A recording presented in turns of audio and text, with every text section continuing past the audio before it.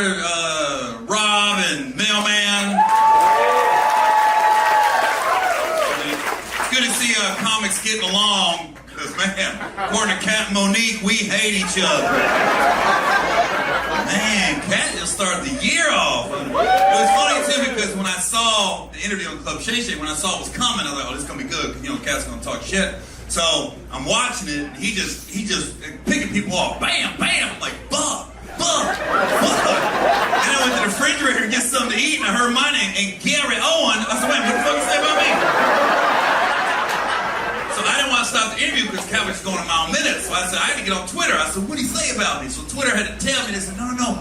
He said you good. He said, you haven't been in any more big, white, mainstream Hollywood movies because you haven't joined the Illuminati, which I don't know if it's real or not. And then he said, you haven't sucked a dick or put a dick in your ass, which is accurate, but I just don't know how Katt knew that information.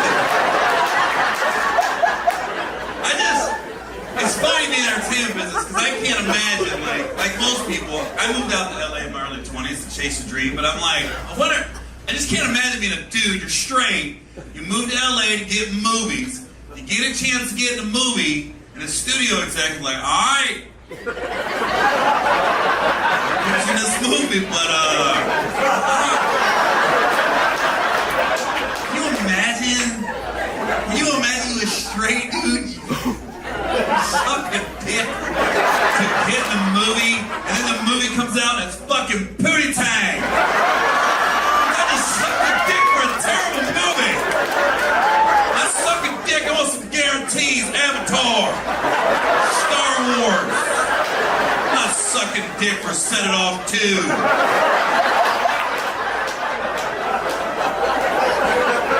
I wouldn't suck a dick anyway. Now I would fuck the old lady. Oh, don't let some 85-year-old woman be the head of Warner Brothers. I'll blow that 85-year-old back out.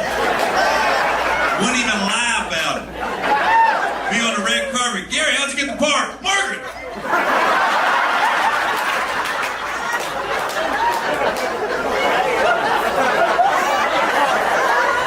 This woman right here, she believed in me. Saw something to me I didn't see in my life. Thank you, Margaret. No problem. Yeah.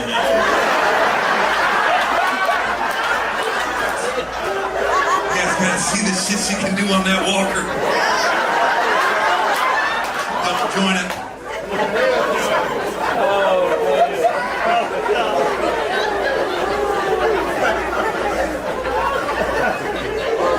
General's at a weird state right now because we got this thing called cancel culture out there. It's like real, but it's not real.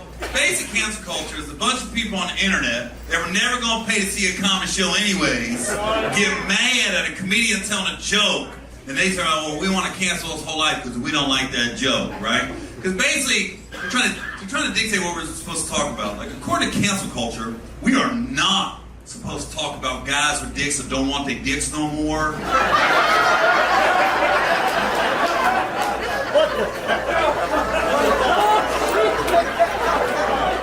We're not supposed to talk about girls with no dicks who want a new dick.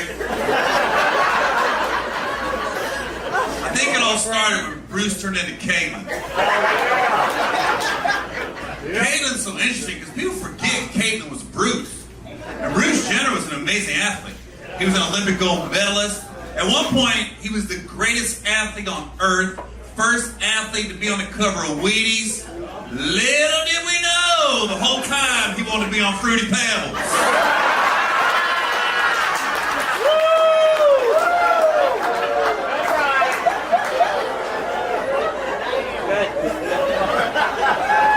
Because here's the problem. Here's the problem we got right now. You got men want to be women, women want to be men. And so now some corporations, now everybody's got to meet a quota. So you got to hire a certain amount of men, a certain amount of women to meet a quota. But you don't know who the fuck you're hiring sometimes. But the truth of the matter is, and we all know this, like some jobs were just meant for women, and some jobs were just meant for men. And we got to stop hiring men in jobs that aren't meant for them. We got to stop hiring women in jobs that weren't meant for them. Like a dental assistant should be all women. Yeah. I don't want to walk in the dentist's office. I got this thick finger motherfucker right here with this big ass honeybee-filled fingers in my mouth. I want tiny ass fingers at the dentist's office. So if you a dude and you a dental assistant, quit. Yeah, man. Well, she did the same shit. Yeah. So we Friday night. Yeah, we go out. So we go out after the rehearsal dinner Friday night. We go back downtown. Got a place downtown. We're partying down there, and I don't have anything in the apartment like beer or vodka or anything. No, I had vodka and wine, but I don't have a wine opener. I don't have club soda. I don't have juice. I don't have ice. We go to this little gastro pub at the bottom of this building. They're closing. They're closing. And they're like, hey, you got anything? They're like, no, we're about to close. Well, one girl recognized me. That was good. Yeah. And she goes, hey, Gary Owen. I go, hey, what's up? And then your Australian friend, Kate. Now I look over. I'm trying to butter this girl up to try to move in. Like, hey, can we get some ice and a wine opener and stuff? I look over.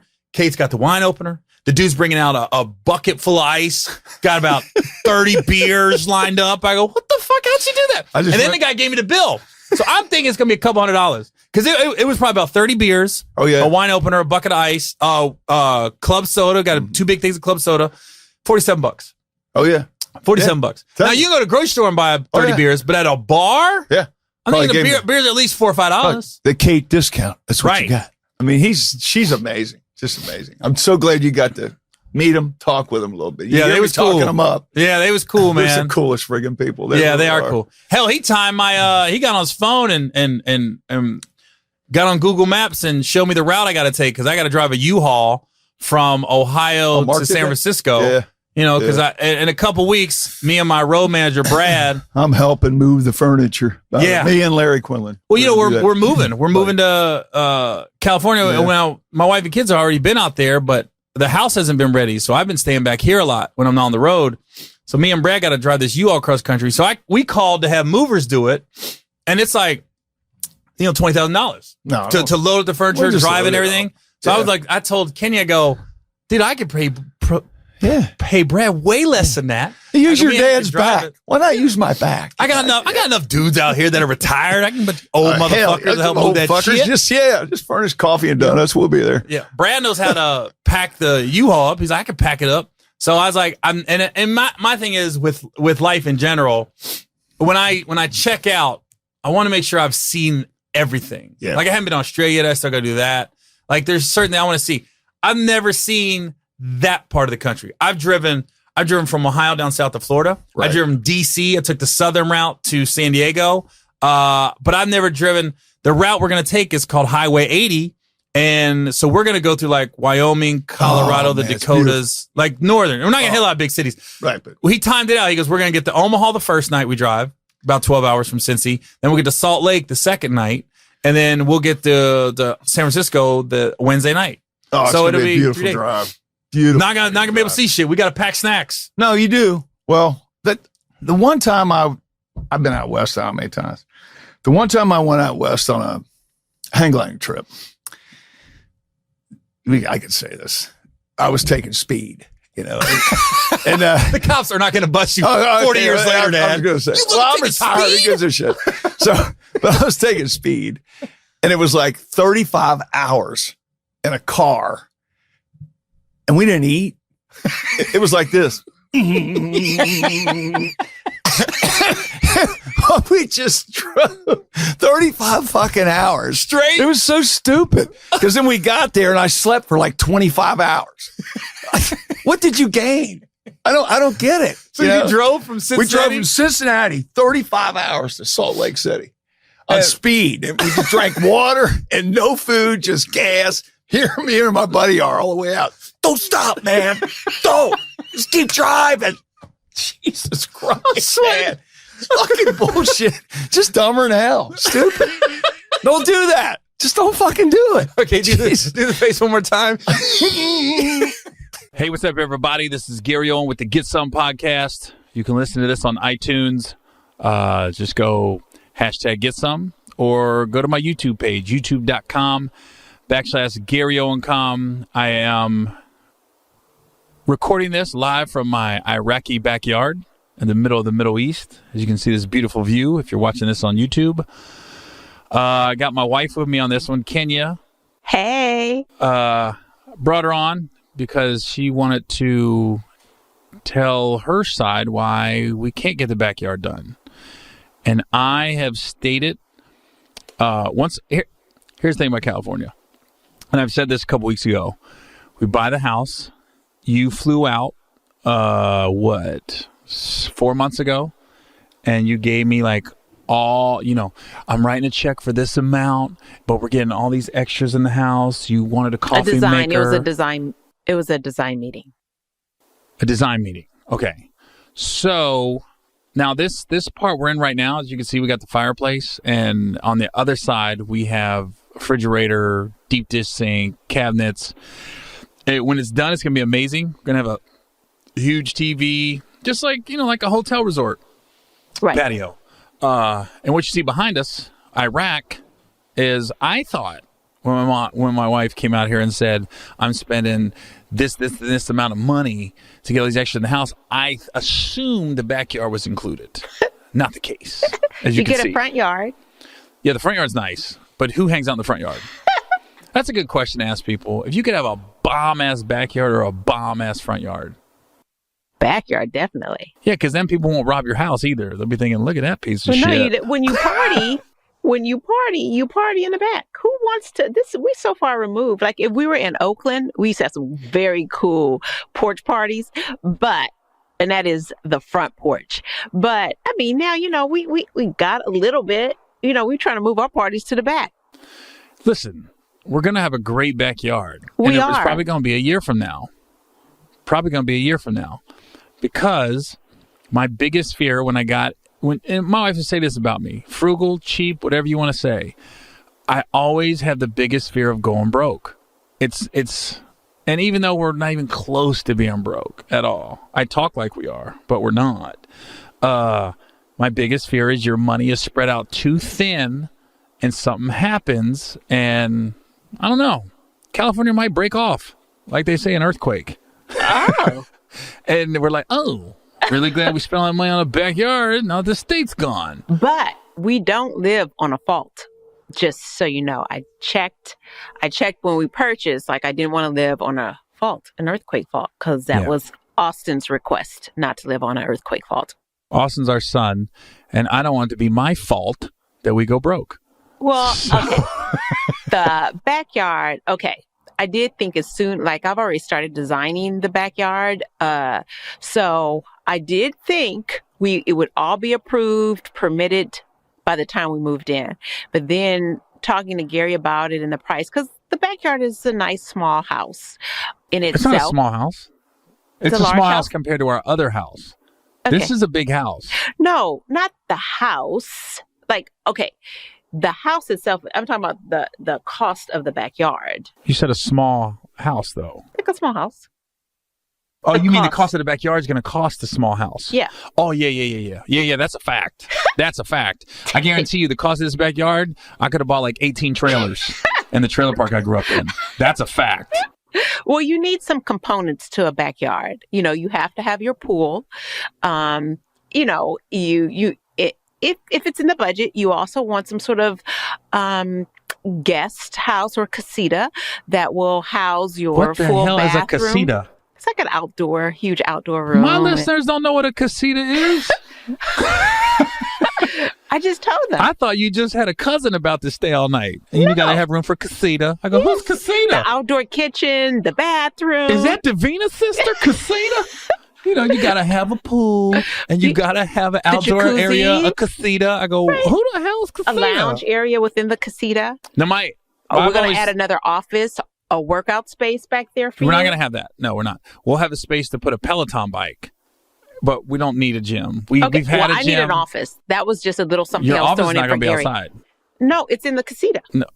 What the hell's a casita? And how big is a casita? It's like a huge guest house. Like it'll have like 3 or 4 rooms. This is all news to me. Why don't we just get an office then? Why build all that shit in the backyard? Well, what if we would like to be at home at the resort-like feel and just go outside and be able to work? That sounds good. This is what's going to happen with our backyard. Wait. What about the fire pit? We have a beautiful fire pit. We have a dog area. What the hell, a dog area? It's a dog. I know, but I want her to have like an area, like a little For what? area where she could go use the bathroom. That's the yard. You just you pick up the shit. Piss fertilizes the grass. Right? Doesn't dog piss fertilize grass? I have never heard that, but I mean, it's liquid. The I dog guess is not going to have its own area. That's stupid. It's just a small area. The dog is not going to have its own. I'll tell you this.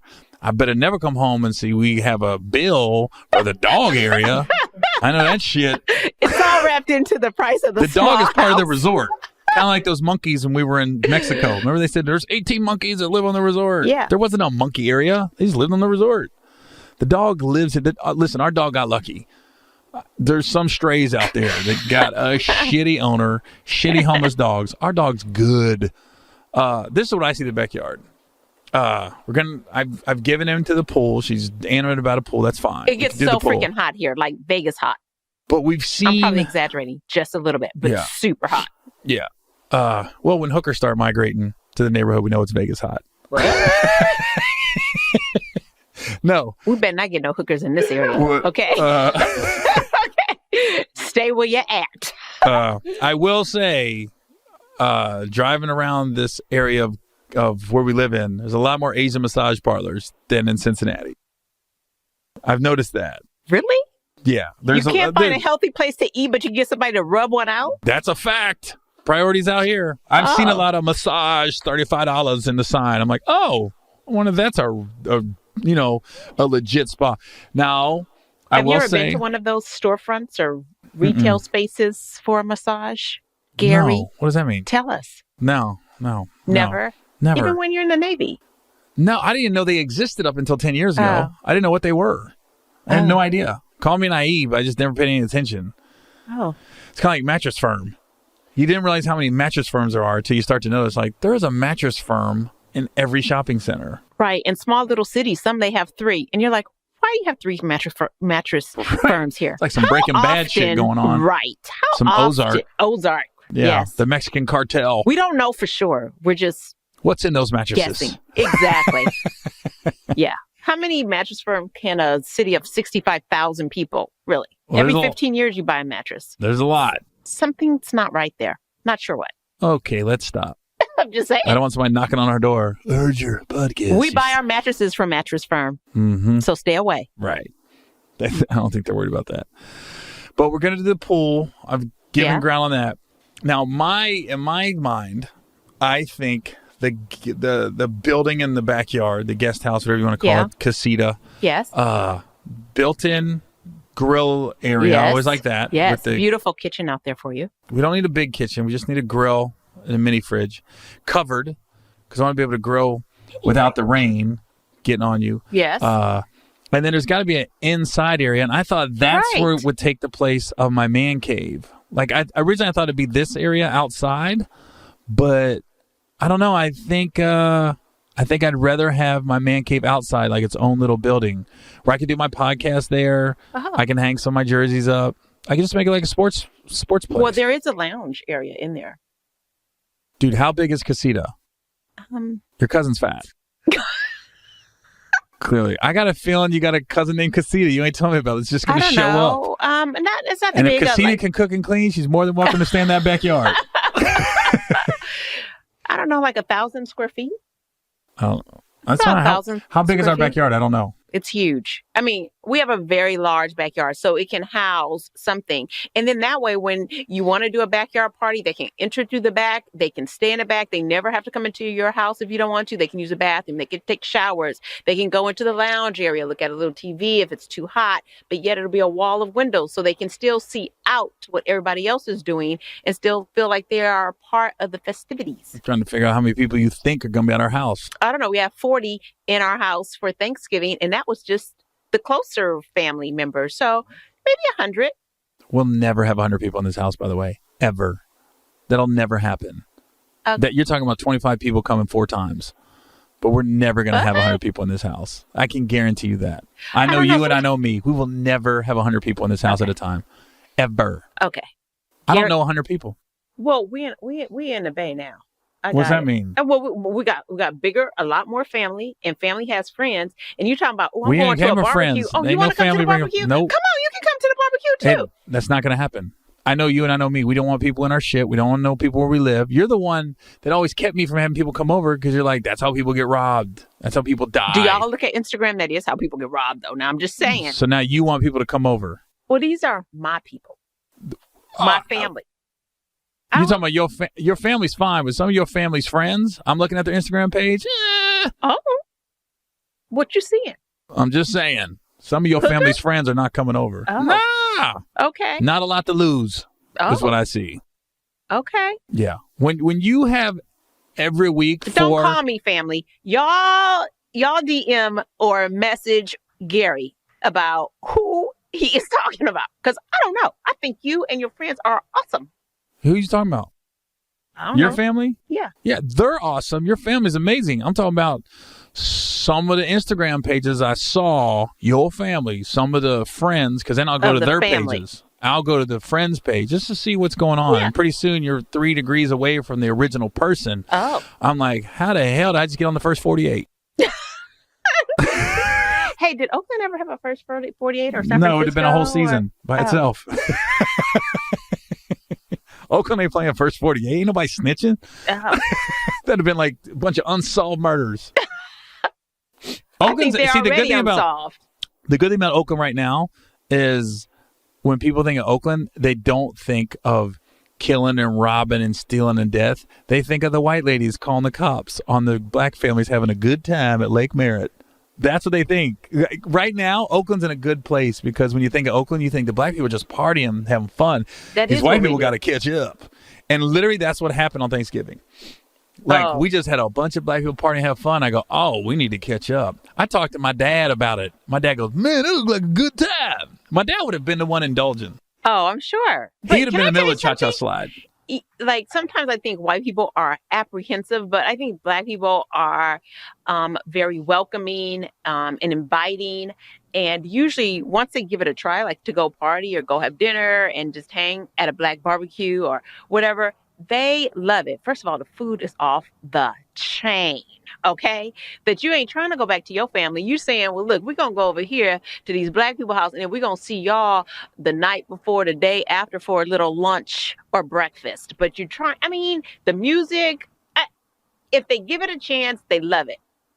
And I'm not saying you want to marry some black girl, but you want to be able to go to her house and hang out with the family. I'm just saying it's nothing like the warmth of black people. Yeah, I agree. Seriously. It reminds me of when that lady called the police, the 911 about the black people partying at Lake Merritt barbecuing. Yeah. I go, if she just would have went over and said, what's going on? I said, pretty soon she would have had a plate. Right, exactly. And then they'd shoot me like this. I'm calling the cops on myself for this bland-ass food I've been eating my whole life. I don't know, but... Because I'm gluten-free, but I'd be fucking up some gluten on Thanksgiving. Yeah.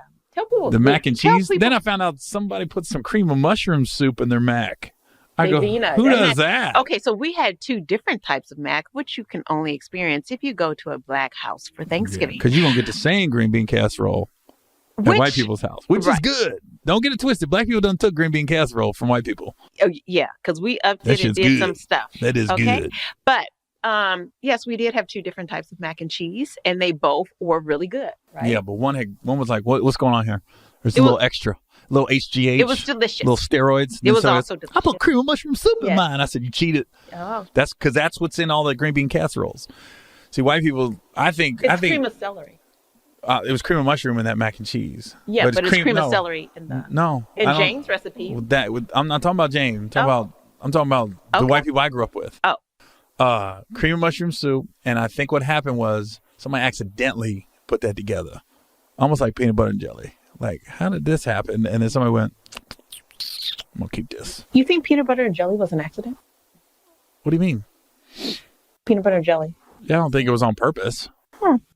It was similar, like, how did coffee come about? And then I found out it was like goats were eating the coffee beans on the side of a hill in Europe somewhere, and the goats were wilding and doing like all the extra work. They were really pulling the farm equipment extra hard and fast. Somebody goes, "What's going on?" And they got the beans, and then that happened. I mean, you ever wonder how like some things just came about? Only you probably know the story of the coffee bean. I'm always like curious how food just came about like that. You know, like we know how, some of the soul food came about was from slavery days. Yeah. How chitlins and the pig and all that other and greens and stuff. But like some other food, you're like, who thought of that? Who busted open a coconut and said, "Let's drink it and let's eat it"? Like who thought of that? You know, a banana. Who saw a banana? Somebody had to clearly eat the peel, and they're like, "This food sucks." And then they took a huge bite and goes, "But it's kind of good." And they probably had to figure out, why is it good and bad? Let's just take away the outside and eat the inside. And they're like, the peel's fucked up. I don't know quite where this podcast is going right now, but I hope you are enjoying this ride. So since we're so off, let me just say, because I don't know if there are close-ups or not, but I had a peel. So if it looks like my face starts to peel off, it's because I actually had a peel, okay? Like I realize there's something going on. Please don't be afraid. Again, my listeners don't know what the fuck a face peel is. Oh, it's like, I don't know. I get them all the time. It's like they put this stuff on your face, some sort of solution. And that day your face is tight and shiny. And then it starts to literally peel, like layers kind of peel. So I don't know, Gary, have you ever really seen the peeling process? Mm-hmm. Yeah. But not like my mom used to do it growing up, but she did it by herself. She did the home peels. Oh, she did? Yeah, and when I remember a little kid, I used to peel my mom's face. Oh. She would do the little home peels, and then that's so disgusting. Huh? So disgusting. And then I'd be like, "Mom, can I peel it?" And I used to just peel her face because it used to come off like. All this time, I was thinking if he had to experience the peeling, that it would be a sexual turnoff. But now I'm thinking I'll be okay. If my mom. My face just peels off right now, he's still sexually excited. I'm gonna put something on that peel. Yeah. Let me put something on that peel, baby. Put some vitamin D on that peel. That's so funny. That's so funny. But backyard, you guys will have to come back when it's all done, and you'll be like, Kenya really put a lot of thought into Watch, that. we're gonna do this podcast from the backyard 6 months from now. It's still gonna be Iraq. It's all them houses got to sell in Ohio. I'm sorry. Oh, did we ever really explain that? Well, that's why he's making me wait. He wants me to sell the house. It's not like our. We just have a lot It'll be a wash. It'll just be a wash. So it's almost like you got a backyard for free. If I sell the house, then I can just use that money for the backyard. So it's not like he has to come off his stash. No, it's not it. That's not it. We have houses we're flipping. Yeah. And then we got our house in Ohio we got to sell. Yeah. So I just don't want. I don't want more bills. And a backyard is going to be more bills. And you got to say, when you got with me, yeah, you were leasing cars. Oh, I had bad credit and bills. Right. And I had to be like. But you were homeless. So listen. I took a class in the Navy that was debt-free living. And I told you, I said, I've never had a car payment. Yeah. I've always, right now I'm in California and I'm driving my daughter's car. Because I'm like, I'm not home enough right now. I don't want to go get like just a Ford Probe. Just say I got a car in California. I want to get a car I want to drive for the next 5-6 years in California. So I'm just like, so my thing is, okay, I still got to get a car in California because we left the Audi in Ohio and we want to get the backyard done, but we're thinking long term, like we're in no rush. Mm-hmm. So my thing is, when we get the backyard, it's when we can pay for it in full, not in payments, just like cars. I don't get and my wife will tell you this, I've never gotten a car. I've always just paid for it. I've never had a car payment. But that's pretty much like everything. Like even our flip houses, we pay for everything in cash because up front, not in cash, just up front. Okay. You're trying to get the IRS after us. They're like, "Oh, you paying for it in cash?" Oh, no, we have no cash. We have 32 cents. And we borrow that. But I will say, like seriously though, when we did get together, I had student loans, I had bills, I was leasing a car. And so I will say I've gotten much better because we don't really have bills. I mean, electric bill and stuff like that. But if we can't afford it to pay for it and to have it paid, we don't get it. We don't do it. So I don't want to have payments. Right. My thing is I I like to just have like, if I could just put all my bills in one and write one check every month, that'd be the easiest way to live my life. I don't like having just a bunch of bills and money all over the place. I'm very like simple. I like to, how much is a car? Okay, I want to pay for it. How much is a house? I just want to pay for it. Yeah. So we've always had that. Like even when we flip the houses, we just pay for the house and then we pay to fix it up. But initially we just pay for the house right up front. We don't have house payments like that. Right. But I think they do have those type of companies, but I think you use them right before you, I don't know, apply for bankruptcy or something. Like, you want to roll all your bills into one, you call us. 777, you're broke. Or something like that. Well, those are the same. They come on right after the, are you lonely? Oh. 1-800. Must and be it's always funny when I get like the when I get the messages on Facebook or the random DMs in Instagram, and it's always like hello, and it's like some white girl. I'm like, clearly you don't know me. I'm not taking that bait. Barking up the wrong tree, dumbass. Maybe you should Google the people you're trying to scam. It's like the Facebook would be some white girl with big tits, and she's on like a bed, like, hey, I just came across your profile. I want to get to know you. I said, you didn't look at shit at my profile. Because if you knew anything about me, you barking up the wrong tree. You might as well have a dick, bitch. So funny. I'm like, oh, yeah, this is real. Yes. You know me. You have looked at my profile, haven't you? You really know my stand-up. Well, You're an idiot. Okay, so let me tell you. So it is so cold right now. You don't know. I do have on a blanket on my legs. And if I owned a fur, I'd have it on, and Peter would just be pissed because it is so freaking cold It's not that bad. It's like 50. It's 50. I'm looking at your phone. It is not. It's 51 degrees. Oh, that's the percentage. You're 50. That's my battery. Oh, you can see my breath. Okay, Einstein. Yeah, Listen, it's pretty fucking cold. We just want to let people know we're real. California, it does get a little cold. It does. Since December. It could be Ohio. We won't be doing this outside in Ohio. Okay. All right. So I'm not complaining. But tell me, so how do you like California overall? It's good. I just, the area we live in, I'm not gonna lie, I'm a little disappointed. Not like disappointed, like I regret moving here. Not that. I'm just a little disappointed that everything is chain. He's talking about he's disappointed in his food options. Not just food options, but even like places to work out and things like that. Like we, in Ohio, we had the title boxing, which I just got hip to over the last year and a half. But that to me was like, that was amazing because me being over 40 and bad knees, I can't do cardio like that. And I can't run on a treadmill. But I was looking for something that I could sweat and get my heart rate up and everything. Because I don't work out to like get ripped or I just want to be healthy.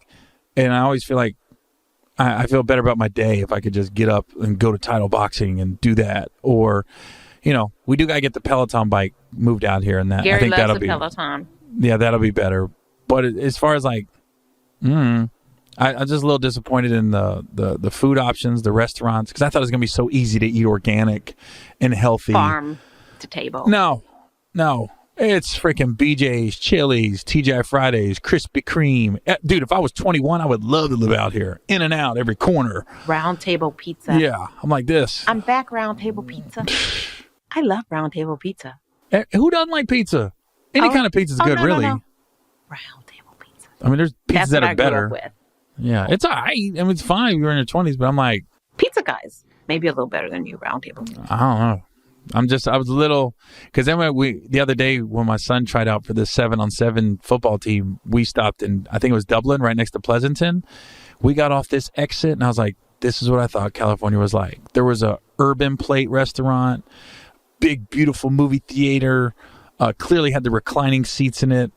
We're so movie theater spoiled. It's ridiculous. Okay, if we are going to a theater and you can't choose your seats, you would have acted like they said it's outside in this cold ass degree. Okay, yeah, we're bougie. Well, we went and saw Creed a couple weeks ago. We were supporting. We went opening night. Yay! And it was a good movie, but the theater sucked. The theater out here sucked. It wasn't reclining seats. The floor was sticky. The bathrooms were like... Well, the bathroom's disgusting, but I never try to go movies open at night because of that reason. We try to go on Tuesdays at 2:00 when nobody's there because we're we have that ability, thank God. But it was just wasn't a good movie experience. I was like, where's the reclining seats? Or to choose. And that way, those theaters that you're able to choose your seats, if you're there like 5 minutes late, guess what? You still got the seat you chose. Yeah, doesn't matter. Well, why don't two of us sit up here, then two of us will go down to the bottom, and then you're going to have to wait to the next movie. Do you know what I mean? So we're a little disappointed in the movie theater out here. Yeah. And the food options. But, I mean, call me bougie, whatever. I just thought California, organic. It's one of the most fit states in the world. One of the most fit states in the country. The GED came out. Sorry about that, world. But I just thought, and I think with Cincinnati, and this is what I think it is. Cincinnati, it took me a while, but I found some spots. I found some mom and pop spots, some organic spots. And I was like, oh, and I was like, I knew where to go now. I have my routine if I want to go out to eat and places to work out and things like that. Where here, I haven't found it yet. Maybe I will, and I'm sure I will eventually. I think we will. But right now, I just haven't. So it's been a little struggle. Aww. But it's fine. We'll get over it. It'll be fine because we'll find them. We just haven't. We may have to travel. Okay. 10 minutes or so, but we'll find them. If it was just 10, it'd be fine. Everything we've seen so far is 30 minutes away, at least. I shouldn't have said that. I should say 30 miles, which could be an hour and a half in California. Okay. That's an exaggeration. It is about 25 minutes, though. Yeah. But I will say, daughter's getting great grades. I think she realizes she had some great friends in Ohio, even though I think she likes it out in California better. I think as far as friends go, she realized she had some really good friends in Cincinnati. Because she really did. And she stays in contact. And my son, though, now he's working out, getting out of the house. He's being a lot more social. Gym rat. Yeah, he's always at the gym, wanting to play basketball, trying out for football. In that aspect, I'm glad we moved out here. And the big thing is, my manager in the agency is ecstatic because I am just a jet suite flight away, and shouts out the Jet Suite X because you can get to LA. I can get to LA in 45 minutes. And tell them what Jet Suite is. I have on a past podcast. I thought you listened every week, but you don't. Oh, okay. I'm just saying, what if they had never seen it? Oh, Jet Suite is like a private airport you can go to. Is one in Concord. Semi-private. I consider it private. Okay. Concord, Oakland, Burbank, Vegas. Doesn't fly to many places, but it basically the flights are never over an hour and a half, an hour, and they run it like a private airport. So if your flight's at 3, you can show up at 2:50 and get on. They're not going to run you through security and all that stuff. And the plane, I think there's 12 rows. There's 3 seats a row. So there's a 1 and a 2. So what's 12 times 3 is what? 36. 36 seats on a plane. Which makes it semi-private. Semi-private. But the seats are like, it's weird. Private. They're not coach, but they're not first class. They're like in between. Like there's more leg room than a regular coach seat on a plane. But it's I don't think there's as much as a first class seat. So it's like in between, but they're really comfortable. And they give you an outlet. Every seat has its own outlet. You have Wi-Fi. And the waiting room is nice too. And the lounge is great. They give you snacks. Yeah. So it's a good way to fly and the prices it's not that bad. No, I've got really a $50 one way before if you book it in advance. And perfect example, my manager says I'm always like somewhat out of the loop, so to speak, in Hollywood because we lived in Ohio. So I literally flew down to have dinner with a TV producer, and we go to dinner at the Beverly Hills Hotel, the Polo Lounge, and we're sitting there, and Denzel walked in with his wife, and literally the producer goes, "Welcome to Hollywood." Or he goes, "Now you're officially in Hollywood." And he was kidding, but we got a follow-up meeting, and we're going to try to put this TV show together, but now I got to have dinner with them on January 9th. I'm telling you this now, but it's just the fact that I have that ability now that I can go down and come right back. It's not like I got to go to LA and fly across country and come back. Like there was 2 weeks ago? I literally flew down in the morning and flew back that night. Right. It was like I just commuted to work. Right. Really. And it is good. And the guy I met with a couple weeks ago, it was just a lunch meeting. He just said, "What part of town you in?" I said, "What part of town you in?" I literally got off the plane, caught an Uber to the restaurant. We sat down for a couple hours, had the meeting, and then I flew back. Like I left at like 9 in the morning and I was home by 6 p.m. It was like a normal work day. Another great thing about Jet Suite X, and shout out to you, is that as soon as you get off the plane, if you need to rent a car, as soon as you walk down the steps, boom, there's your car waiting on you. That's all you do. You return it to the same place. So it's actually really cool. They fly out of Concord, Burbank, Oakland, Vegas. So those are the 4 I know. So you should check it out. It's really well worth it. It's just getting cold because my nose is running. Oh, I'm trying to. I'm sorry about that. I have the I should have brought a tissue. Good thing it's my wife. You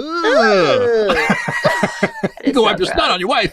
Hey. Okay, so I was watching The Housewives and the Housewives of Atlanta. I'm not doing coke. I'm just wiping my nose. I'm not doing cocaine. Because we can't afford to have it because we need to sell a house. Where's our money? My nose. Oh my God. Anyways, so she has a boyfriend and she used his toothbrush. Okay. What are your thoughts about? No. Okay. No. Have you ever used, like, you were dating some girl? No. Ever? Never use a toothbrush. Someone else's toothbrush? My dick's in your mouth. I'm not brushing my teeth with the You must toothbrush. have a dirty dick then. It ain't that. It's just It's not your doing dick. it. It's not like she had a bunch of dicks in her mouth. I don't want any. If my dick's in your mouth, I don't want the toothbrush in my mouth. That means that my dick's in my mouth. Well, let me just say. Does that make me gay? No, I think wonderful. I think the dirty dick thing's out of. I don't know where that came from. Well, if my dick's in your mouth and then I use your toothbrush, that means I'm tasting my dick. So that you started it. I'm just saying that's like kissing. So if you go down on somebody, should you not then kiss them? Should they not kiss you? No, because here's the thing. If you're using your toothbrush, you're getting remnants of everything they had that day. So, not to say you're a swallower. Oh God. There's protein. She got a lot of protein in her system. Oh God. Okay. Why is the mic getting away from your mouth right now? I don't know. Don't put that mic away. Put it up to your mouth. Stop, Kenya. Sorry. Because now people are getting visuals. You can't do that. Sorry. That's too much. You can't caress the mic like a cock. Oh God. It's a short, stubby cock. That's kind of thick. That's a thick cock. Yeah. Girth is important. Okay, so good. Okay, I guess we're on the same page. My point was that is so disgusting, and I do not think people should be sharing other people's toothbrushes. At all. Nobody. I don't want my kids. Nothing. Yeah, that's gross. Yeah. Okay. Toothbrushes off limits. Oh, wow. All right. Without question. All right. Okay. Anything else off limits? You tell me. No, like you can do mouthwash. Like if you use like a Listerine bottle. Oh yeah, well that's like drinking off somebody's cup. Right, we can do that. Do you share a straw? No, because it's pointless. Get another straw. Usually, if you got a straw, drink out of the cup. You notice that? If it's gonna get a sip. I'm offended by that actually. No, oh really? Yeah, I'm very offended by it. I don't know. You usually got lipstick on the straw, so I'll be looking at like I'm good. I'm just gonna drink out this. Kiss? I don't know. It's just something about it. I'm gonna drink out of the cup. Not like we do it a lot anyways, but okay. I'm just saying. Oh, so you do that because, not that I have germs, but because I have lipstick or lip gloss. I think it's just a habit now. If lipstick or not is on the straw, I'll just drink out of the glass. Plus, you just never know. It would take one time for me to have a little piece of fry in the straw, and I'm like, oh, what the fuck? I don't eat fucking fries, okay? No, I'm just saying it would take one time for a piece of food to be in the straw. Okay, so now I went from being offended to the explanation of the lip gloss to not being offended to now I'm fucking offended again. Okay. All I'm saying is it just takes one time. It's similar to if I got, let's say I had an after party and somebody paid me to go to the after party and I show up and it looks a little seedy and I'm like, I don't know if I should go in there, and he's like this. No, it's cool, man. Nothing's ever happened here. I don't want to be the first. I don't want to be the first motherfucker get shot in your club. Oh. So with that, I don't want to be the first motherfucker to taste your quinoa and your straw. I don't want to be the first one. So I just take it. I don't want to take a chance. You notice, even when we see a water bottle in the house, yes, and I'm pointing in the house, even if you see a water bottle in the house, yeah, I always, now I'll drink a water bottle. If it's like over half empty, I won't drink it. But if it's like 75% full, yeah, I'll still drink it. I don't know whose it is, but I know it's either you, Kennedy, or Austin's. But I always look at it.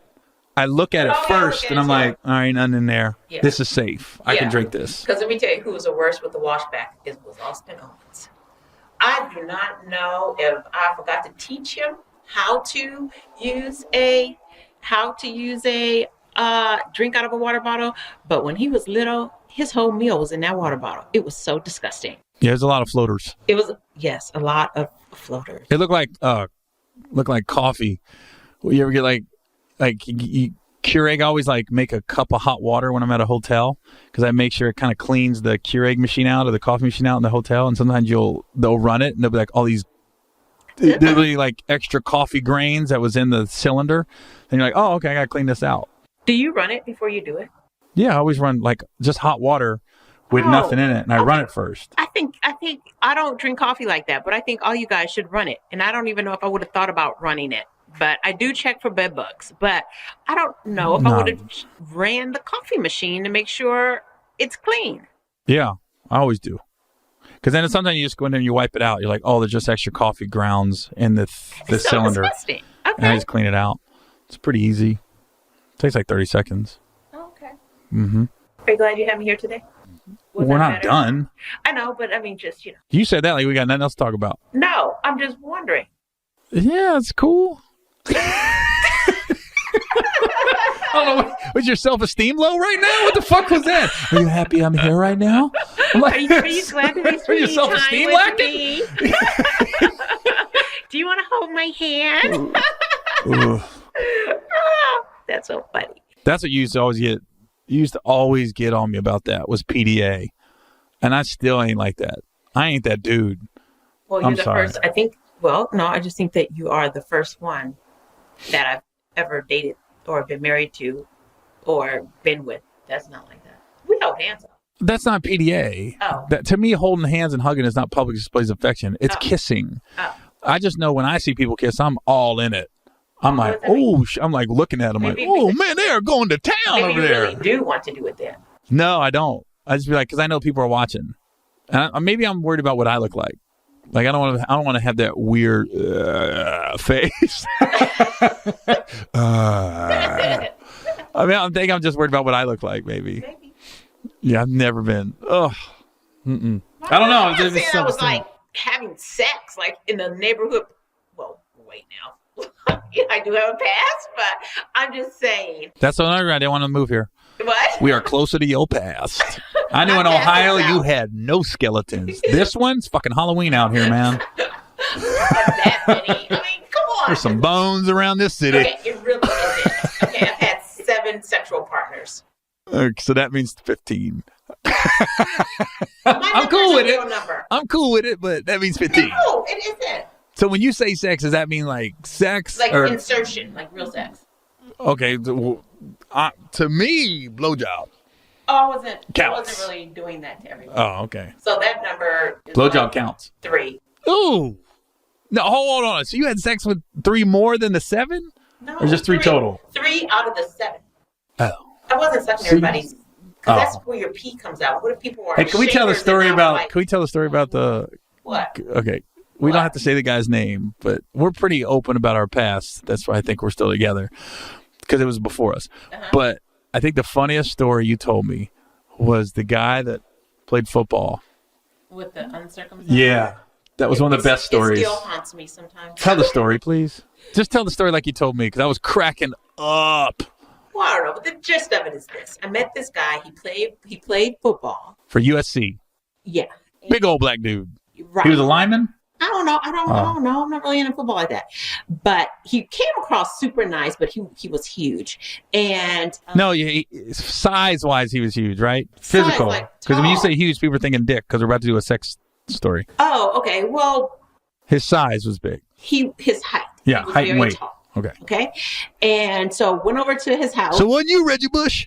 I went over to his house, and first of all, I had my hair in a ponytail. And the first thing he said to me when he opened the door was, "Oh, I like your hair better down." Okay, so that should have been a red flag with his controlling ass. So I just laughed it off. Oh, I'll remember that. But I went in, we looked at TV, blah, blah, blah. Then he wants to go to the room. And I was like, oh, okay. And let me tell you something about you people that are uncircumcised. I think you should undress with the lights off, okay? you should not be surprising people. There should be some sort of conversation so we know what we are getting into, what we're about to see. I had never in real life seen an uncircumcised, humongous penis. So I seriously. You haven't told the story. Like, what did he do when you got in the bed? How did the penis come out? Okay, so we're like kissing and making out, and TV is on. I didn't hear all that. I don't remember that. Never mind, I'm just kidding. I don't remember the kissing part. Yeah, so we're making out and everything.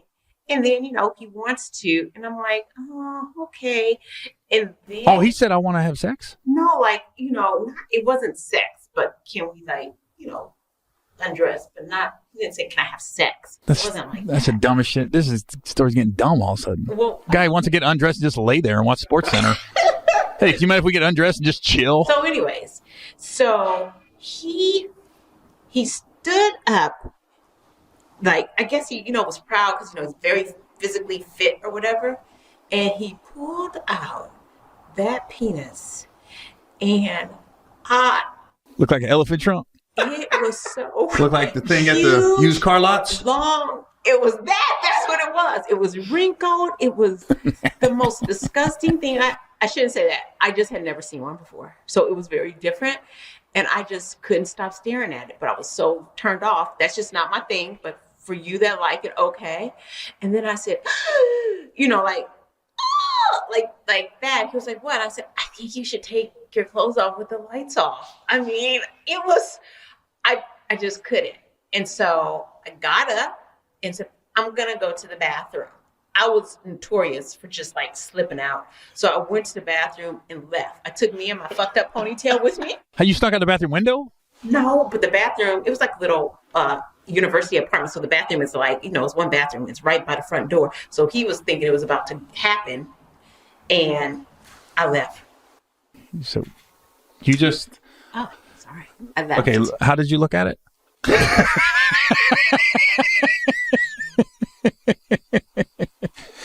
So you did nothing. But I'm still... This one gets me. No. So you're kissing, you're making out, blah, blah, blah. And then he goes, hey, you might just take your clothes off? How does that come out? Okay, if you wanted the truth, I did go up to it and because it had...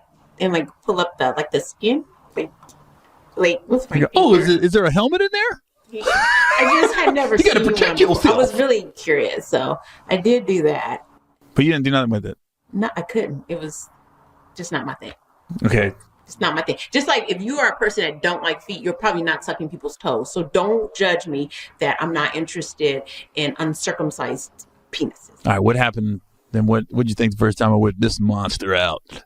I was like, oh my God, it's actually a decent size for a white guy. Boom, shut down. I was really happily surprised. And it's circumcised, so I could work with it. Helmet was sitting up like, what Ready? up? Hey. Welcome to the dark side. Yeah. Darth Vader. Yeah. Yeah, seriously. You got a couple good stories. The circumcised one was good.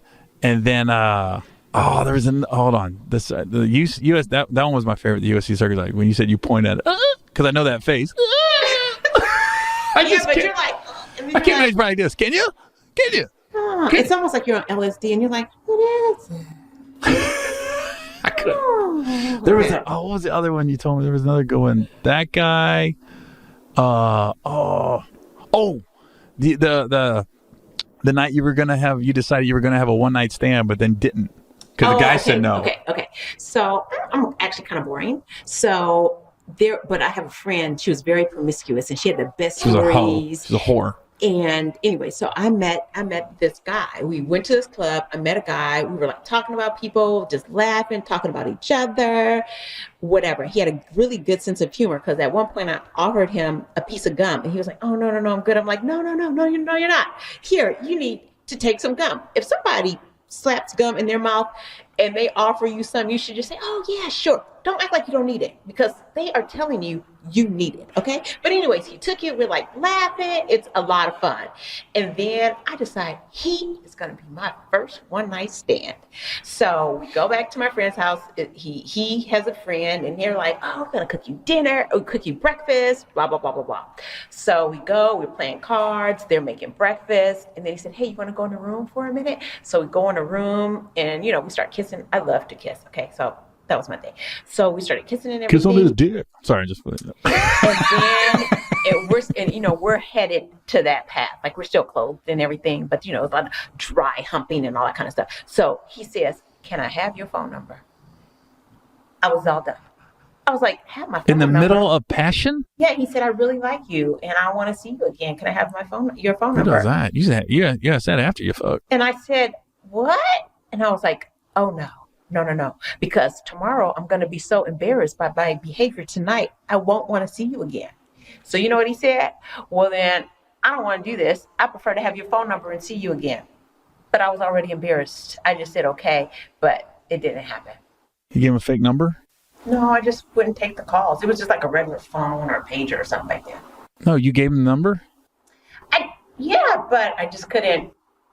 So did you do it then? No, we stopped. It was a turn off. Man. I wasn't trying to. You were so him. easily I was trying to have an experience. Okay. I'll give you one for me then. Okay. We'll close you it. have some good ones. I got some good ones. Why don't I tell you some of my favorites, and you tell me if you've already shared. Okay. The McDonald's is a great one. Yeah, I used that one already. Okay. Did that one. The Toes movie theater. Toes movie theater. Yeah. Which one's that? I don't know. We saw the girls' toes. That one at movie theater. That was at Jamie Foxx's house. Oh, okay. I think you've already told that one then. And then the one about you left your jacket and you went back to get the jacket. I don't know if I told that story or not. Just tell. I don't know if I That's one of my told that story. favorites. All right. So I'm in Cincinnati, and I was in the honor guard. So I was like probably 19, 20, and I used to wear my presidential honor guard jacket everywhere I went because that used to be easy to talk to girls. Like, "You in the presidential honor guard?" And it was a real jacket, and I really was in the presidential honor guard. I said, "Yeah." So I meet this girl at a club, and I'm acting like I don't know anything about Cincinnati. "Yeah, I'm just here visiting some friends, and I'm from Virginia," because I had a Virginia license. And I was like, yeah. I know nothing about it. She goes, "Well, let's go out to eat at Skyline." So after the club, we went to Skyline Chili, and I was like, "Man, that's pretty good." Like, I never had Skyline Chili Dogs before. "Dang, what's in this?" She goes, "I think cinnamon's in there." I go, "I can taste the cinnamon." So we go back to her place, and to make a long story short, I'll never forget, I had tighty whities on, and we end up having sex. Didn't last that long. And as soon as I finished, so I nutted, I was done. I was ready to go. And I go, and she goes, "Oh, you wanna do it again?" And I was like, "Okay." And she goes, "Well, I don't have any more condoms. I just have one." She goes, "Oh, there's some in the medicine cabinet." I'm thinking, what kind of hoe are you that you have condoms in the medicine cabinet? So I go to the medicine cabinet and I stuff these 3 condoms into the aspirin jars. So I'm like stuffing them in. I just stuff it in, and I went back and go, "I can't find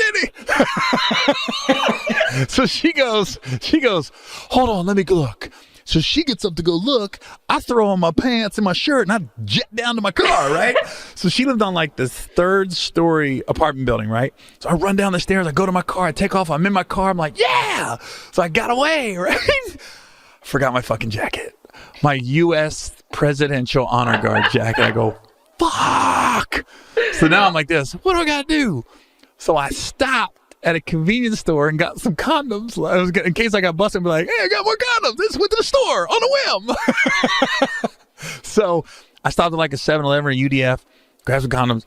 I drive back, and I can see the 3rd floor apartment, right? So I go up the steps, and the door still cracked. When I left, I didn't shut the door all the way, obviously. So I could see my jacket like on the couch across the living room. I'm like, oh shit. And all the lights are off, and I don't see no movement in the apartment. I go, I'm just going to run in and get the jacket. So I run in, I grab the jacket. It's like out of a movie. I grab the jacket, and the bedroom light flips on. And I was like, fuck yeah! I just start running to the car, right? So I run down the stairs. I get in my car. I look up, and I can see her like psycho. The lights are on in the apartment now, and she's standing there looking at me get in my car. It was literally like psycho. You just broke into her apartment, but she's looking at you like psycho. So I was like this, oh shit, and I just took off. So I don't know who she is or where she's at now, but but it was awful. But I was just like, mostly I wasn't ready. Like, I don't know. I don't know how we ended up with us like leaving like these dramatic exits. Do you know what? Oh yeah, you snuck. That was my way we're supposed to be together. Maybe. I know. At least I know when you leave me, it's gonna be real quiet in the middle of the night, and I'm like this. I thought you were going to the bathroom. That's why you wanted to exit in the bathroom? We got a door. That door was there. Where'd you go? All right. Well, those are good. I got more, but we'll save it for another cold night here in California. Aw, this So was fun. it was. So this is a fun episode. So look, this is Gary Owen with the cold ass Iraqi backyard, middle of beautiful California with no healthy spots to eat. Get some podcast. If you want to listen to my podcast, just go to iTunes, search Gary Owen, hashtag get some. Hey, what's up, everybody? This is Gary Owen with the Get Some podcast. You can listen to this on iTunes. Just go to itunes.com/GaryOwen.com or watch it on YouTube. YouTube.com. You know what? I'm brain farted. This is like the second time in the last couple weeks I brain farted trying to give out my YouTube page. On iTunes, just search Gary Owen, or you can do hashtag Get Some. On YouTube, it's youtube.com/GaryOwen.com. Filming this at Timeless Recording Studios in Cincinnati, Ohio. Weather's starting to get cold now. So I went from allergies to just the sniffles. This is unreal. Like, I got to have the most unhealthiest podcast on the planet right now. Anyways, I just did, I did somebody else's podcast last week. I did, Bert Kreischer. And I want to thank Bert for having me on his podcast. I'm one of those guys, I fought doing podcasts for a long time. I thought it was like a step down. I almost thought I was better then. And I hate to say that, but I did. I was like, podcast, that's for like comics that didn't make it or on the downside of their career, comics trying to make a name for themselves. And it's been a little over a year since I've been doing my podcast. And honestly, I love doing it. And I get stopped at airports, sports bars, anywhere, as much for my podcast as anything else. Like, it used to just be like, hey, I saw you on Hip Hop Squares this week, or I saw your stand-up special on Showtime or something like that. Now it's the podcast, you know? I mean, people love my dad on here. He's not on this week. But you know, I've had him on quite a few times in the last month. He's like, dude, your dad should be your co-host. I always tell people, man, my dad and my mom were funny, but my dad's really funny. As you guys have seen the last 3 or 4 weeks, he's been on periodically. But I had a guy a couple weeks ago. I'm at a sports bar watching a football game, and he just walked in. He goes, at the end of the day? And I went, huh? He goes, yeah, your podcast. And I was like, damn, that was like a month ago. I was talking about Adrian Broner always saying, at the end of the day, you know, that's what it's all about, the end of the day. And the fact that he quoted it. And then, you know, just lately, man, everywhere I go, restaurants, whatever, people say they listen to the podcast. So my apologies to anybody out there with a podcast that I just didn't know. I didn't know it's a whole other fan base. Like, there's people that really listen to podcasts. And what I've noticed is since I've been doing mine, I listen to more podcasts. And some I get bored and I turn off after 5 minutes, but some I'm riveted. A lot of it is who the guest is. Bill Burr's one that talks to himself a lot. I'm by myself quite a bit. It's just, in the beginning I thought, podcast, what am I going to do that for? Now it's one of those things I look forward to every week. It almost reminds me of Chaz Palminteri, and you guys may know him from A Bronx Tale.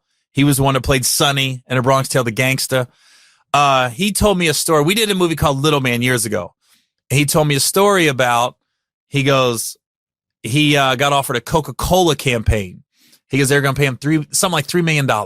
It was definitely in the multi-millions. I'll just say $3 million. And he wasn't going to do it. And he goes, nah, he goes, I'm not doing no Coca-Cola campaign. He goes, I just got nominated for an Oscar. He goes, I got movie roles coming in, you know. He goes, he thought a commercial was a step down. And his wife, he said, my wife pulled me aside and was like, motherfucker, I will leave you if you don't do this Coca-Cola commercial. He was like, huh? And it was like a whole campaign where he was like a gangster And I remember it. Like Billy Crystal was in it with him in a commercial. He was playing this gangster that, I don't know if they changed the formula for Diet Coke or it was Diet Coke compared to, Coca-Cola free or something.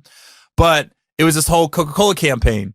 And his wife basically put it into logical terms. She was like, do you realize 5 years ago we were in like a 2-bedroom apartment, not knowing where we're going to pay our rent? And now you just got offered $3 million from Coke and you're going to say no? He was like, you know what? You're right. You're right. And a lot of people don't know, a lot of entertainers, now it's not looked down upon to do commercials or TV appearances. You're just working and now we're in a social media age and everybody's on their phones. And people are just watching entertainment from all different outlets. You got laptops and cell phones and you got movie theaters and you got your TVs and you got smart TVs that you don't even have cable anymore. You just got Netflix and YouTube. But nowadays it's not looked upon like that. It used to be, once you got into movies, that was the pinnacle. You're a movie star. You don't do TV no more. You just do movies. I remember right when I first got into this business, I saw an interview with George Clooney.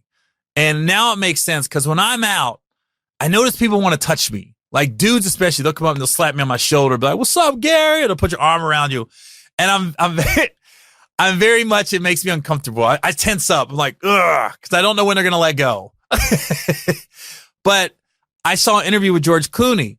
And George Clooney said when he was on the TV show ER, he went out to eat with Mel Gibson. And Mel Gibson was a mega movie star. Once Braveheart came out, that was it for Mel Gibson. He said, but he noticed people would come up to him, put their arm around him, say, "George," and like hold him and stuff. Where Mel, they wouldn't touch him. They'd be like, "That's Mel Gibson." Or they'd ask George, "Yo, is that Mel Gibson over there?" And Mel Gibson said, "Yo, I'm in movies, you're on TV." And what the difference mentality that we don't realize is when you're in a movie, people have to go see a movie. So they have to leave their home, get in a car, and it's a night out. When you're on a TV show, you're in people's houses. You're in their homes. So they feel like they know you. They feel like, "Oh, you've been in my bedroom. You've been in my living room." So when they see a TV star, they'll run up to them and touch them because they feel like they're more comfortable with that. When you see a movie star, you kind of hand off. You back off a little bit. At least that's the way it used to be. I don't think it's like that anymore because there's so many other ways to see people. I mean, look at like Tim Allen. He's back on TV again. Like he went from TV to movies and now he's back on TV. Robin Williams, before he passed away, he had the TV show that he came back. He was just doing TV. So nowadays, I like the mentality of entertainers now where it's just work, man. It used to be everyone had commercials overseas. Like I remember George Clooney had like a coffee, like an espresso ad he was doing in like Japan or some shit. But people didn't know that a lot of the big name actors, they were doing a lot of ads overseas. Now, I mean, it's all one. It's all combined now between, with social media and advertisers and TV and film. It all just goes together. I remember I had a little apprehension about doing my reality show when I got offered that, and I was like, I don't know if I should do it. And I called a couple producer friends, and I was like, "You think I should do it? Is it going to hurt me? Like, am I not going to get any acting jobs?" And they go, "As long as you don't come across as an asshole, and you're not an asshole, Gary, people are still going to want to work with you." And I was like, I didn't think of it like that. And then it hit me. And I don't know if a lot of people realize this. Monique had School of Love or something. It was all the guys from like Rock of Love and Flava Flav. The girls that didn't get picked. They all went on that house. School of Love, I think it was called, or something like that. But Monique does basically I don't want to call it trash TV, but it was like Love and Hip Hop type deal. She did that show, and then next year she won an Oscar for Precious. So she basically did like a Flavor of Love type show, and then she won an Oscar the next year. That's why I was like this. Oh yeah, anything goes nowadays. You can do whatever you want pretty much in entertainment, and nobody will hold it against you on another project. So I got a little sidetracked. Let me go over my schedule real quick. New Orleans, Louisiana, coming your way November 17th to the Sanger Theater. Cincinnati, Ohio, December 15th at the Taft Theater. New Year's Eve, I'm in December 31st. I'm in Dallas, Texas. And then December 28th, I'm in Milwaukee, Wisconsin at the Pabst Theater, Pabst. I forgot they made that beer. When I was growing up, I remember everybody in the trailer park used to drink Pabst Blue Ribbon. That was like high-end shit. You got a Pabst. They even called it a beer. You got a Pabst. Any other beer was a beer. Budweiser, Bud Light, Schaefer. Oh, my God. Shitty Schaefer beer. Schaefer beer and Pabst Blue Ribbon was the beer of the trailer park when I was growing up. Other dates. November 30th through December 2nd, I'm in San Francisco, California at Cobb's Comedy Club. And then November 23rd and 24th, which is Thanksgiving weekend, I'm at Tommy T's in Rancho Cordova, which is basically a suburb of Sacramento, is where I'll be at. And then Seattle, Washington, I'm in December 20th through the 22nd at Parlor Live.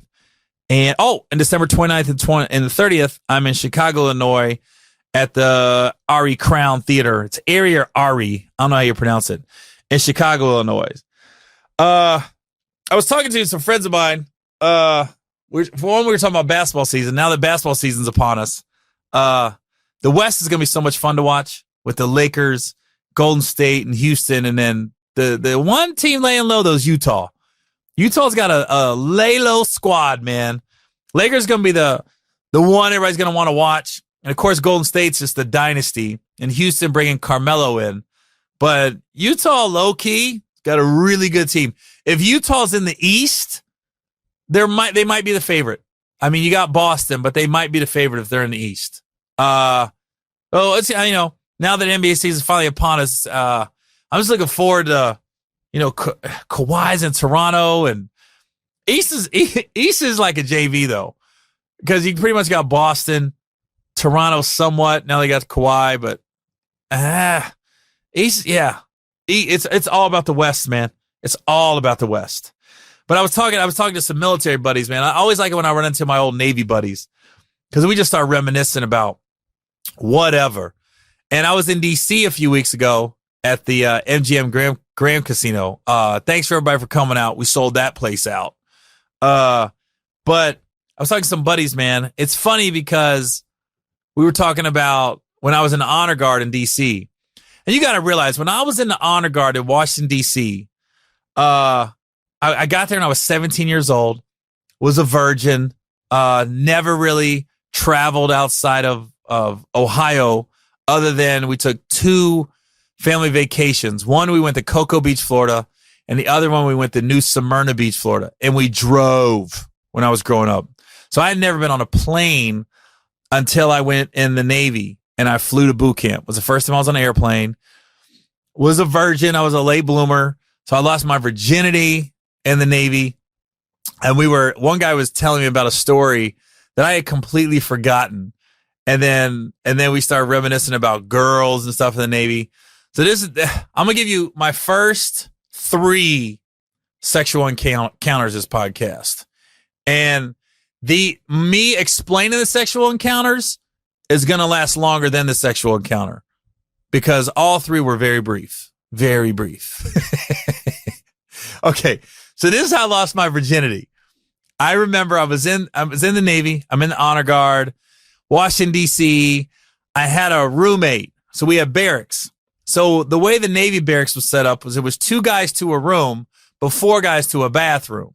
So you had they call it, I guess if you had a house, it'd be like Jack and Jill bathrooms, where 4 guys got to share 1 shower, 1 toilet, but you had your own sink in your room. So it was like room, bathroom, another room. That's how you connected each other. And so my roommate at the time in the barracks, he had a girlfriend, and she was always over in the room, and we had no privacy. So I would always have to leave whenever he wanted to fuck, basically. So he'd be like, "Yo, my girl's coming over, Gary." And then we had a common area where guys could hang out in the lounge. There was like a beat up TV, or I just go do laundry and press my clothes. I literally would do my laundry and press my uniforms around him fucking. So if he's like, "Yo, my girl's coming over, Tuesday at 6 o'clock," I'd be like, "Okay, that's what I'm doing my laundry. From 6 to 8, I'm going to do my laundry so he can get his dick sucked and get laid." And I was respectful of him. But then his girlfriend started to bring a girl with her. So then she started hanging out in the room. So then it went now we're having drinks in the room. So we're having drinks every now and then. And I still didn't mess with the girl. I wasn't interested at all. And then they kept telling me, yo, she's digging you, Gary. She likes you. And I'm like, So they set me up. This is how I lost my virginity. We're all having drinks in the barracks and da-da-da. And then my roommate and his girl disappear. They're gone. And I'm like, and then the girl just started, she made the moves on me. She started moving in and I'm like, what? And then, so anyways, long story short, well, it's really a short story shorter. We did it and it was over. And the same amount of time that I just said we did it. I remember I stuck it in. Wasn't sure how that's supposed to feel. That's a weird feeling when you never had sex before. And then I remember I thought I was doing it right. And then I'm just pumping away. And then I went, and she goes, the girl literally went, are you coming? And I was like, yeah. She goes, already? I was like, hold on. I said, get out. I said, get out. I literally kicked her out of my room off my embarrassment. But the fact that she said already, I went, get out. And I kicked her out of my room. So now she's in the hallway and she's knocking on the door. She's like, I'm sorry. I'm sorry. And I'm just not answering. Now we got these little TVs in the room. We didn't have cable, but you could have an antenna with TV. So now I turn my TV all the way up and the TV's literally like a 10-inch TV. And I'm trying to ignore. Then my roommate comes back like a half hour later. I guess he thought I was about to put in work. He literally could have left, went to the vending machine and came back. And he comes back. He's like, yo, where's old girl? And I'm like, I don't know. She left. I didn't tell him what she said. I didn't tell him I kicked her out of the room. I was just like, man, she left. And then he's like, well, we can't find her. Keep in mind, this is before cell phones. So there's really no way to reach somebody. So this girl rode with another girl. So they're looking for her. This hoe, right? She's knocking on my door. I'm not answering. This hoe went to another guy's room. So this is how it is. You're basically, you're a raw piece of meat to wolves when you come into the barracks. Not that we're assholes or anything, but you got a bunch of dudes, all teenagers or early 20s. So you got a bunch of horny motherfuckers. And when you see a girl in the hallway, it's some prison shit. Guys are yelling, what's up, baby? Or you see guys come out their doors and they look around the corner because they might see a fat ass walking down the hallway or a good looking chick. So the fact you got this girl knocking on my door and she can't get in, another dude walked by. I was like, what's wrong? So she started talking to him. I don't want to call her a bitch. This hoe started dating a dude. So I kicked the girl out of my room because it was my fault. I was rude, but I just didn't know how to. Emotionally, I probably wasn't ready to have sex, even though I was 19 years old at this time. I just didn't know how to handle it. So I kicked her out of the room because she said already, but it was fast. And then I kicked her out of the room, and then another dude swooped in, not knowing I just hit it. It wasn't like I beat it up. It's probably like I give myself 12 pumps, maybe 12 pumps, and then come to find out, I'd see her now at the barracks with this dude.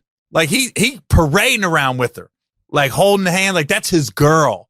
And the whole time I'm just looking. And I will say this about this chick. She never said anything. As far as I know, nobody in those barracks in the honor guard ever said, quit coming, Gary, or 12 pump shorty, or nothing like that. So I don't think she ever said anything. Maybe because she's a little embarrassed, like because she never was pounding on the door like, you quit coming, motherfucker, let me in. She never said that. She was pounding on the door going, I'm sorry. That's what she was saying to me. Because I didn't kick her out, like took her clothes off and threw her out of the room. I just went, get out. And I was just cold. I was just sitting on the other bed. Just get out. And like she put on her clothes and then she just left. And this dude literally for the next 6 months, I'd see her around the barracks. And I'd just be like, it got to a point where it's almost like an inside joke. Like I'd see her and almost give her like a half smile. And then like, I don't know. Those two might be married right now. I don't fucking know. that was my first. That was when I lost my virginity. So it gets better. Let me give you my next 2 sexual encounters. So the next one, I met this girl, and she went to Maryland Eastern Shore, which is a HBCU. I didn't know it was a HBCU. So I meet this girl at this place called The Dome in Washington, D.C. They used to call it the Doomie because it was so easy to pick up girls at the Dome. Anybody that was in D.C. in the 90s, you probably heard of the Dome. And so I was there. Again, I'm 19 years old. I'm young. Only had sex one time in my life. And I meet this girl. We talk on the phone. Keep in mind, this is before cell phones. So you're at a payphone, and every now and then when you get a little money and get a roommate, you guys might get a phone in your room. And it was like, I don't know, $20 a month, and you split the bill. So I meet this girl. We make plans to have a weekend in Ocean City, Maryland. So it's I get off work on Friday, and I get off early. I go pick her up. She lives in the dorm at Maryland Eastern Shore. I don't know what's HBCU. I don't even know really what an HBCU is, honestly. So I see like Thurgood Marshall Hall, George Washington Carver Hall, and I'm like, why they got all the black guys halls here? That's I've never seen that. Then I see black kids playing tennis, and I'm like, what the fuck is going on?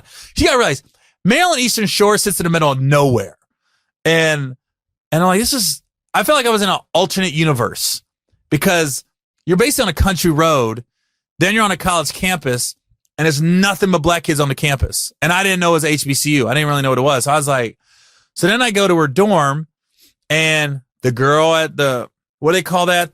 Whatever the dorm people are that run the dorm that regulate people. Not hall monitors, but the girl working the front desk at the dorm. She's black. And then I see nothing but black girls in the dorm. Then I go up to where her dorm room is. All black girls in the dorm. I'm like, what is going? So then she schooled me on the way to Ocean City about what an HBCU is and why she went there and everything else.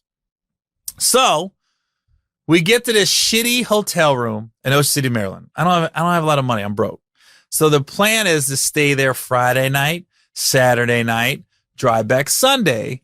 I'm gonna drop her off at Maryland Eastern Shore, and I'm gonna drive back to DC. It's about it's a couple hour drive, 2.5, 3 hours, something like that. So Friday night we try to do it. I remember I bought a bunch of Mickey's Big Mouths, and I filled up the bathtub with ice, and I put them on there. I brought like 24, like 2 people were going to drink 24 Mickeys. So I put the Mickeys in the ice, and we're drinking, we're having fun. And then we tried to do it, and I couldn't do it. And I was like, I go, what's wrong? She goes, well, I go, oh, are you a virgin? And she goes, no, my hymen's been broken. I didn't know what the fuck a hymen was. Like, what's that? She's like, well, it's been broken, but I haven't had sex. And I was like, okay. I don't know what that is. So yeah, I just gave up. I went, all right, well, we can't do that. So the girl, I guess she felt bad that we couldn't do it. So we're just kind of laying down. It's about 1, 2 in the morning. And I guess she decided I'm going to hook Gary up. So she goes under the cover, starts hooking me up, right? With a little blowjob. And that's the first time I ever had that happen to me. So I'm in the room like, whoa, okay. And then I'll never forget, Ohio State was playing Washington on TV. And Ohio State, like the dude broke a run or went for a touchdown. And I don't know why they were playing on Friday night. It was a Friday night game. I don't know why. It was so weird. And the dude went to break for a run, and I said, yes! And the blowjob got faster.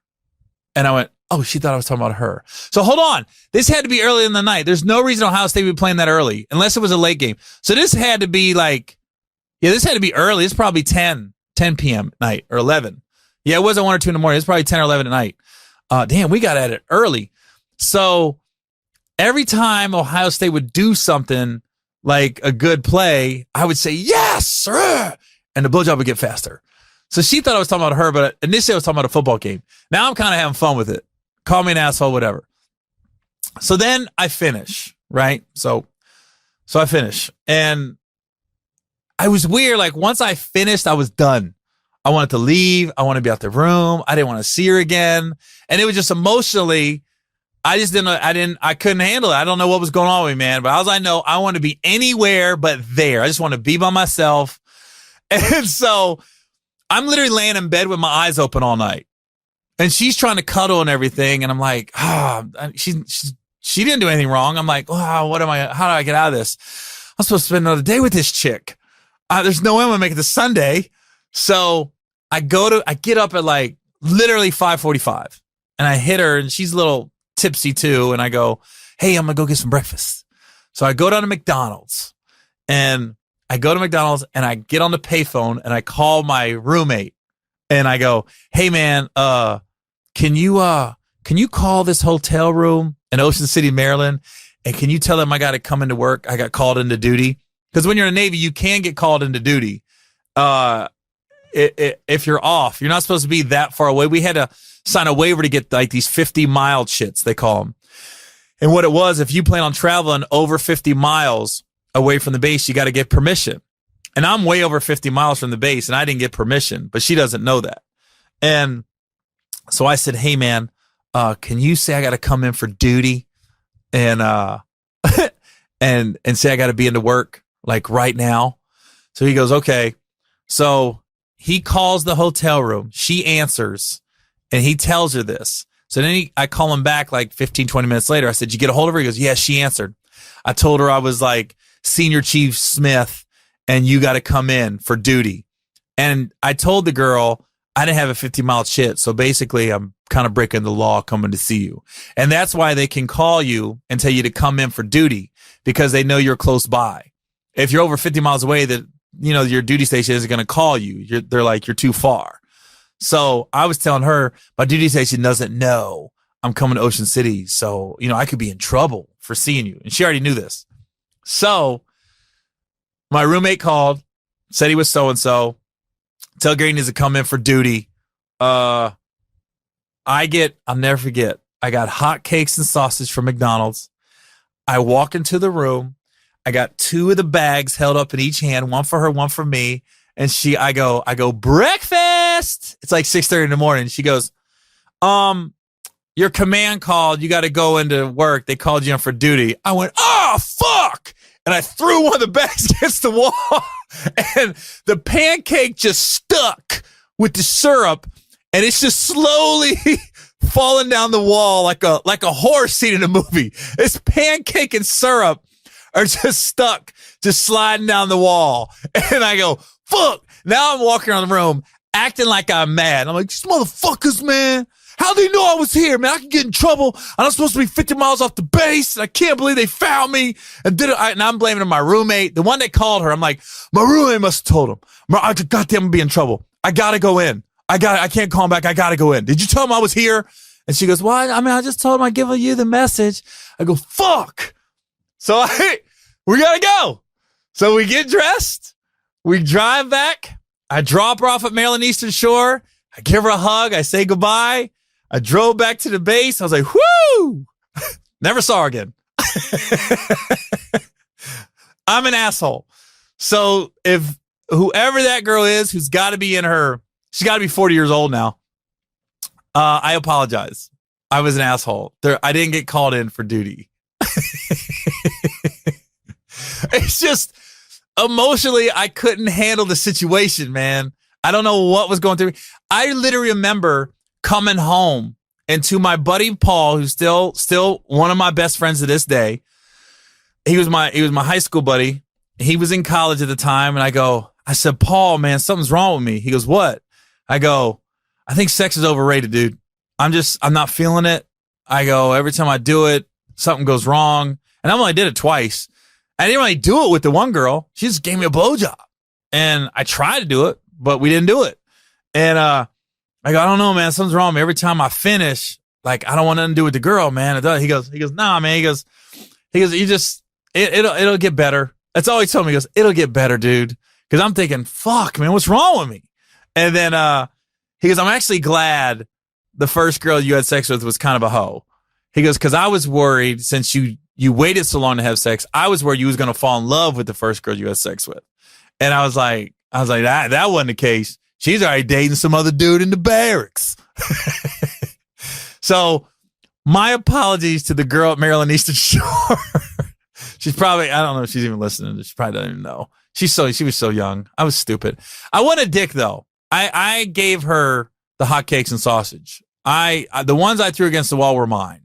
I let her eat the other hotcakes and sausage. And I took her back. Not like I left her or I did anything wrong. It was a complete lie, fabrication. And shout out to my roommate. Talk about ride or die. Way to come through. Way to fucking answer the phone at 6 a.m.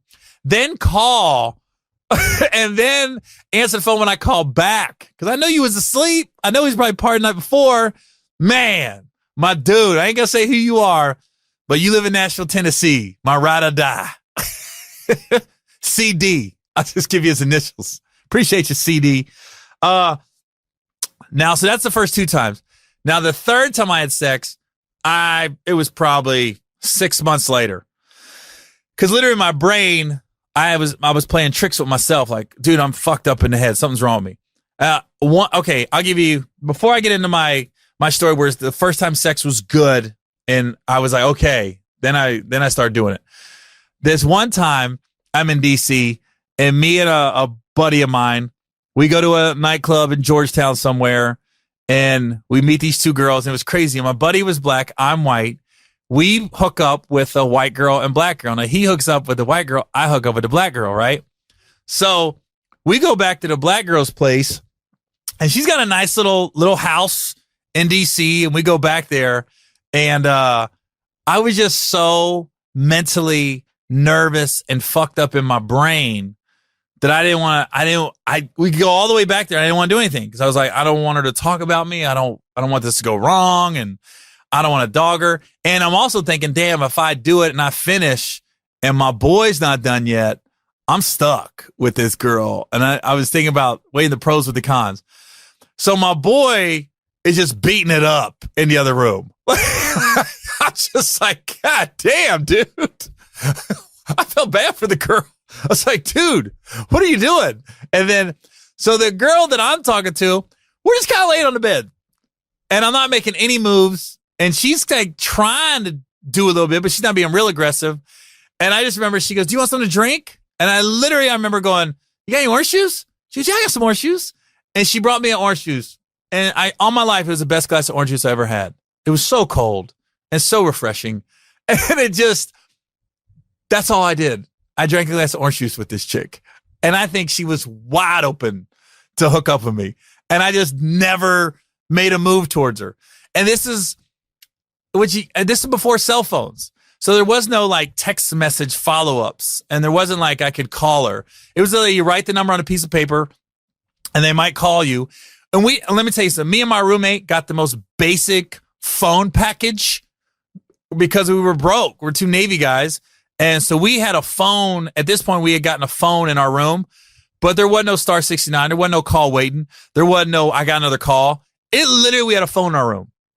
So you just had to call us. And if you was on the phone for an hour, it's just a busy signal if you was trying to get through. So we just had like a line. And so I don't know if this girl ever tried to call me back or not, but I lost contact with her. That was a one night thing. I just remember getting in a car and my buddy gets in the car, the black dude, and he's just like, whoa, man. He's going through the whole night. And I'm just like, yeah, I had some orange juice. Yeah, it was good. I think it was vitamin C, though. There wasn't any pulp in it, though. But it was good, man. I think it was Tropicana. That was my night to him. All right. So let's get to the good one. The first night I had sex, and I still wanted to see the girl. We were still good, and we was hanging out. I'm in Georgetown. Where if I'm not the Dome, I'm in Georgetown hanging out because you could get into the bars at 18 and over. So I'm in Georgetown and I'm going down the steps of this nightclub and this girl's going up the steps and we start talking in the stairwell. And so we exchanged numbers and it was weird. Like we only talked for about 5 or 10 minutes, but it was a connection instant. Sometimes you meet people and it's an instant connection. And so we're talking and everything, and we exchanged numbers, and she asked me what I was about to do, and I was like, well, I was like, I gotta go back to the barracks, and I rode with like 3 other dudes. And it's a time where I wasn't street savvy. I didn't know catch a cab or anything like that. She goes, all right, well, just call me. Call me when you get back to the barracks. And she was getting ready to leave in a few minutes. Also, she was from Boston. I'll never forget. I know Boston. She's from Massachusetts, and she was in town on business. She's a lot older than me. I'm thinking like 15, 20 years older than me. And because I'm only 19. So I get back to the barracks, and I called her. I don't even know why I called her. I just called her, and this has got to be 2, 3 in the morning. And she goes, we small talk, and then she goes, hey, do you want to come over? And I was like, I mean, I can. I'm not doing anything. And she goes, all right. I'm gonna call you a cab. And I go, oh, okay. So she called the cab. So she calls a cab. I have to go outside of the base to catch the cab. Cabs can't come on the base like that. So I'm literally at the gate waiting on a taxi. The taxi pulls up. She's already told the taxi where to go. So I'm just riding. Then we get to a Red Roof Inn in Springfield, Virginia. And all I remember about the Red Roof Inn was it was right near the Springfield Mall. And it said it had HBO on the sign. And I remember I didn't have cable. And I hadn't had cable in years. So I hadn't seen HBO. And I was like, holy shit, this chick's balling. Red Roof Inn with HBO. And I go in the room, and she's got it all set up. She's got candles lit. She's in a negligee. She's ready for business. And I'm like, holy fuck, is that Terminator 2 on the TV? It's like, oh my God, I heard this movie's good. So here's the 19-year-old of me. I really want to watch this movie. So it's literally out of the scene of a movie, the way this played out. She's on a nightie. I'm laying down on my stomach, and she's like giving me like massaging my shoulders, but I'm really into the movie. Like I'm at the end of the bed as close as I can get to the TV. So you figure I'd lay at the top of the bed. No, I went to the bottom and laid the opposite so I could be as close to the TV as possible. And I got my hands underneath my chin. I was watching TV, and she just rubbed my back and my shoulders. And 19 ain't nothing sore. Like nowadays, I love a good back massage or shoulder massage. But 19 ain't nothing sore. So I'm like, why is she doing this? And then to give her credit, she let me watch the movie. It was about halfway through when I got to her room. So I got to see the end of it. And then it just happened. Like she went to town. It was an experienced woman with a young 19-year-old. And I'm not going to get into details, but I did myself proud that day. I didn't finish within a few seconds. I lasted. And then when I got done, I was like, yo, I'm okay. It was like I got cured from a disease or something. I was like, I'm still cool hanging out here. Like I remember I went to the bathroom and, cleaned up, got a shower and stuff, and came out. And then she's just laying on the bed. And I was like, I'm okay. I'm cured. Like I was okay laying next to her. I watched like 3 more fucking movies. I don't think I slept because HBO was on.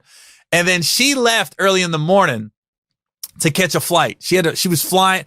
That's why I said I know she's from Massachusetts, but I know she was flying into Boston.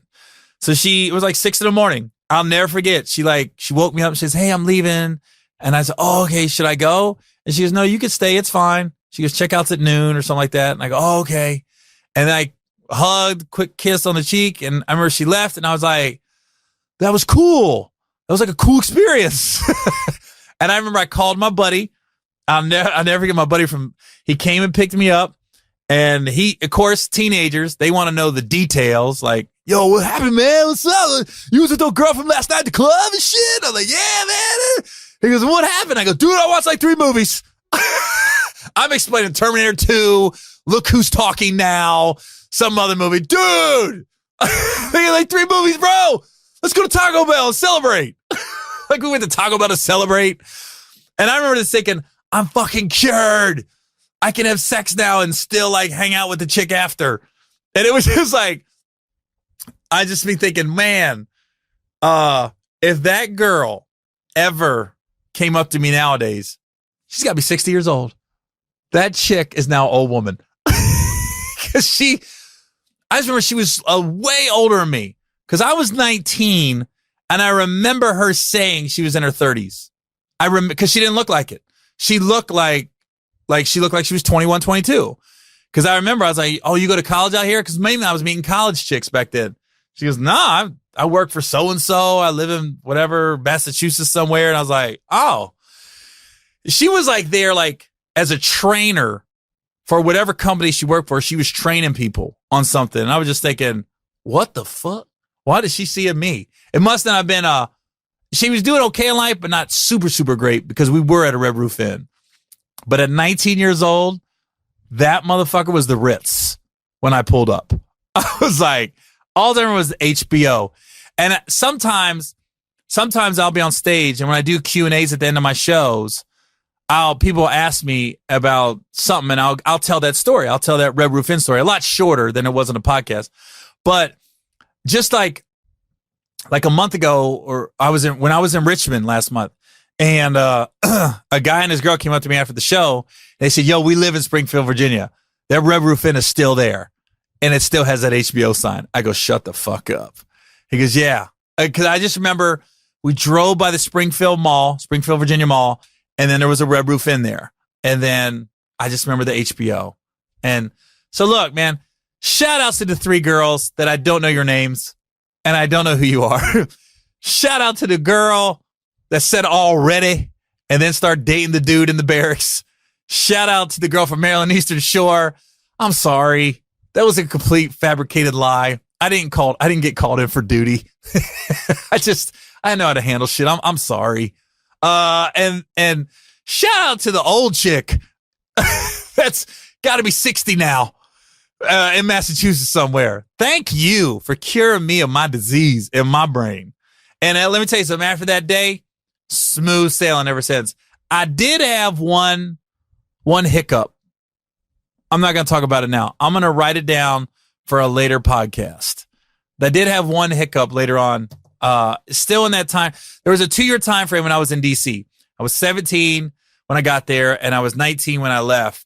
And that 19-year-old Gary was he had some baggage when it came to sex and girls, like emotional baggage that he didn't know how to handle.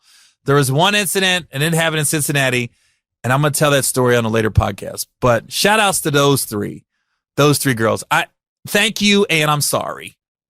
Is all I can say. Thank you, and I'm sorry. All right. Appreciate y'all listening. This is Gary Owen with the Get Some podcast. If you want to listen to my podcast, just go to iTunes, search Gary Owen, #Get Some.